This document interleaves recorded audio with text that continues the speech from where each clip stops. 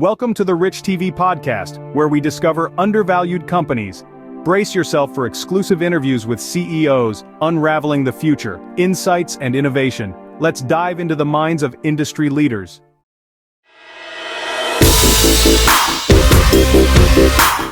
Welcome to the Rich TV Live podcast. Today we have Arthur Halleran joining us from Trillion Energy. How are you doing today, Arthur? I'm doing very well. Thank you very much for having me here. My pleasure. Very excited to learn more about your company. And Trillion Energy International Inc. is focused on oil and natural gas production for Europe and Turkey with natural gas assets in Turkey. The company is 49% owner of the SASB Natural Gas Field, a 19.6%, except for 3 wells with 9.8% interest in the Sendere oil field. And Arthur, with the demand for natural gas and oil from Europe, is Trillion Energy able to step up its production to meet Europe's demand? Yes, we are, because of our SASB gas field sitting in the Black Sea, which is only about 10 kilometers offshore from Turkey, and we're all tied in, so the infrastructure is all there. We did a 6-well program last year. We found we're up to probably 126 BCF now. Half of that is ours, and so we are producing we have 18 BCF proven producing, and we have another 45 BCF proven non-producing that we can, bring on, and that's our percentage. That's 63 BCF, and so we plan to exit this year at about probably 25 million cubic feet per day. We supply the gas to Turkey, which is part of Europe, and they import 98% of their gas from a large percent of it from Russia and other countries close by. So every small bit of gas we produce is used very well. So Arthur, our community of investors love it when CEOs and insiders and directors take a position in the company. Recently, you've taken a position in the company as well. Can you talk a little bit about that? Yeah, a couple of weeks ago, I purchased about $542,000 Canadian worth of shares, and the reason is because it is severely underrated. And when I tell people I collect stamps for hobby, I do this for money. That's fantastic. Now, Trillion has reported they've had success on all 6 wells at the SASB. Can you bring us up to date on the development of the 6 wells? Yeah, so SASB is a gas field that had a series of development, one in 2007 for 6 wells or so, one in 2011 for another 6 or 7 wells. And they stopped at that time because the pools that they've already discovered in their exploration, they could not reach from the platform, and because it was too far, but technology has changed. So we went and we drilled 5 new wells from the existing platforms in what was called long reach directionally drilled wells into the proven pools, so that we had no additional capex for subsea tie-in, subsea completions. We just drilled a well, put them on production. And so we drilled 5 of them. We were successful for all 5, and we did 1 recompletion of an older well. So our total program was 6 successful wells for 6 attempts. And that's, like I say, that's when we went from about, total field, about 20 BCF reserves to a total of 126 BCF now. Wow, congratulations on all of your success. That is extremely impressive. Now, I know last year you guys didn't hit your goals for your daily gas production targets from your 6 successful wells. Can you tell us what happened and how you plan on correcting this? Yeah, the first thing I'll say is the gas is still there. There's, people are worried that we're not going to get the gas out, which is not correct. What happened was these are long reach directionally drilled wells. We used, I won't get too technical, we used 4.5-inch tubing because we had to run some equipment down instead of 2 7/8. And so normally the wells will come on about 2, 3, 4 million cubic feet per day, hit a production and level off. It does produce a little bit of water. And in the 4.5-inch tubing, the water loaded up, and the weight of the water shut the wells off at about 2 million cubic feet per day. We still have 3 wells producing, and what it is just not constant level production that we should be getting. And an analogy would be if you can imagine trying to suck water through a toilet paper or a paper towel tube versus a soda straw. So that's the thing. And how are we going to solve it? And we are solving it right now, is we are getting artificial lift, which would be a pump that just lifts off the water. So we lift off, 200, 300, 400 meters of water, and the pressure in the reservoir will push the gas through. And the most simplest one is just we're going to put in a thinner tube threaded through the 4.5 inch tubing, and that will come back on production. And like I say, we've already started it now. But that being said, we still have 3 wells producing, and the other wells are not a issue once we get the stuff done. Fantastic. We can't wait to see everything get fully rolling. Now, do you intend to bring more gas or oil wells into production in 2024?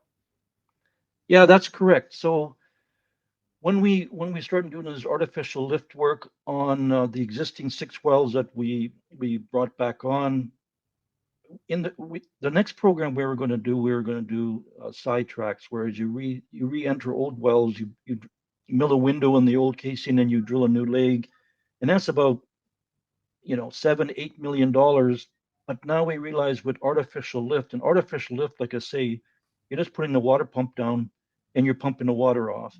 And we looked at, because we had about 6 sidetracks lined up, and it appears that we could probably go in to 3 or 4 of them with artificial lift and bring the production back on very cheaply, about 350, 400,000 per well versus 7-8 million. But we also still intend to drill 1 original sidetrack and then 1 new well. So that'll still give us 6 new activities towards through 2024 and maybe early quarter 2025. Oh, we can't wait. And can you tell our audience today what Trillian's targets are for production this year, both on its natural gas wells and oil wells? Yeah, okay. So we gave out a guidance here a short while ago, and we're still on track for that guidance. And so for the first quarter, I'm going to talk 100% numbers. We're 49%, so roughly 50%. The first quarter, we'll be at about 7.5 million. So say 3.5 is hours, million cubic feet per day. And then again, with just the existing wells we have, towards in the second quarter, we'll be up to about 15 million cubic feet. So again, 7.5 about hours. And then with the new activity that I just mentioned, will be a total production in the order of about 25 million cubic feet per day. So we'll be about 12.5. And that's for the gas, and that's exiting 2024. For the oil field, Senderi it's a low decline, long-term reserve. So it'll be about 8,500 barrels of oil per day. It really hasn't changed over the last 3 or 4 years. Sounds like you guys have some exciting things coming.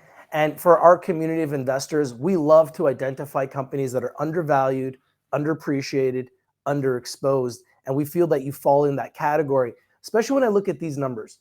Currently, the company has 121 million shares issued and outstanding, relatively tight, and a baby market cap of only 21.85 million. The company has 200 million in resources in the ground. So looking at the company, we can definitely say it is undervalued. Why do you think that the market is undervaluing the company by so much? There's 2 main reasons. One of them is external market influences, which I will say, is not impacting it that much. The most impact is the internal, which I'll get into. So the external market would be, we were at up to $20 to $30 an MCF one time, and of course now we're still at a high price in Turkey. We still get about $10 to $11 an MCF. And we also had some brokerage incidents happen that 18 million shares were unloaded in about 2 days, and that knocked our market down.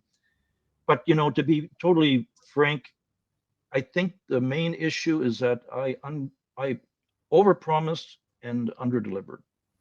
And so when we were going through the drilling phase, we would have a well and it would be successful. We'd have a news release.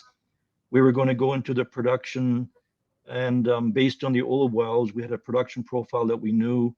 We just did not anticipate that just changing the tubing size would cause a big issue with the production.